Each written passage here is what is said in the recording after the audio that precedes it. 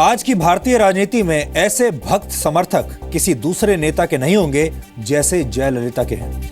जयललिता के समर्थक उनके लिए रोते हैं, उनके लिए हंसते हैं, उनके लिए दुआएं मांगते हैं और उन्हें भगवान समझते हैं। जयललिता के समर्थक उनके लिए वो सब कर सकते हैं जिसकी कल्पना भी आप नहीं कर सकते।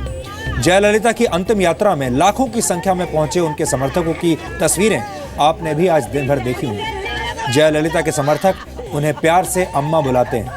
अम्मा अपने समर्थकों के बीच अब नहीं रही, लेकिन क्या आपने कभी सोचा है कि तमिल फिल्मों की एक अभिनेत्री जब राजनीति में आई, जब राजनेत्री बन गई, तो वो कैसे अपने फैंस और अपने राज्य के लोगों की नज़रों में अम्मा यानी माँ बन गई। इसके पीछे सबसे बड़ी वजह रही वो सामाजिक सुरक्षा जो उन्होंने अपने राज्य के लोगों को दी, खासतौर पर गरीब लोगों को।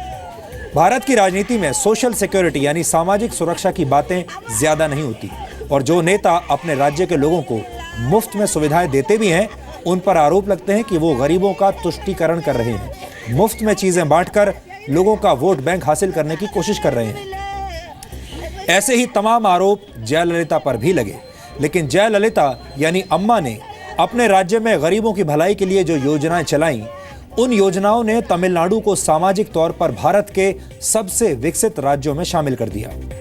तमिलनाडु की सरकार अपने कुल बजट का 27% गरीबों को सब्सिडी देने पर खर्च करती है। हालांकि अर्थशास्त्र की भाषा में सब्सिडी को अच्छा नहीं माना जाता, क्योंकि इससे सरकारी खजाने पर बोझ बढ़ता है और बदले में कुछ नहीं मिलता।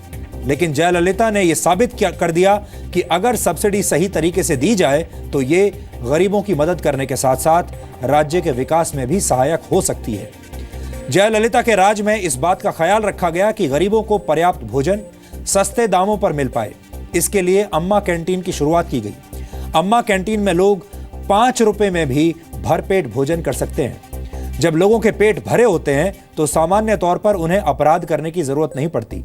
आपको जानकर हैरानी होगी कि तमिलनाडु में महिलाओं के खिलाफ अपराध के सबसे कम मामले सामने आते हैं। इसी तरह तमिलनाडु में बच्चों के खिलाफ अपराध की बहुत कम वारदात सामने आती हैं। इस मामले में तमिलनाडु पूरे देश में दूसरे नंबर पर है, जबकि पहले नंबर पर मणिपुर है और आखिरी नंबर पर मिजोरम है। तमिलनाडु में दलितों के खिलाफ अपराध के भी कम ही मामले सामने आए।